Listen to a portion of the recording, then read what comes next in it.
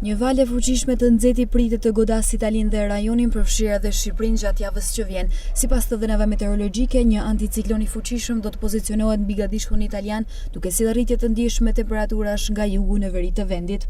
Parashikimet tregojnë se nxehtësia e madhe nuk do të kufizohet vetëm në Itali, por do të shtrihet edhe në Ballkanin Perëndimor, përfshirë Shqipërinë, ku temperaturat pritet të kalojnë vlerat mesatare sezonale.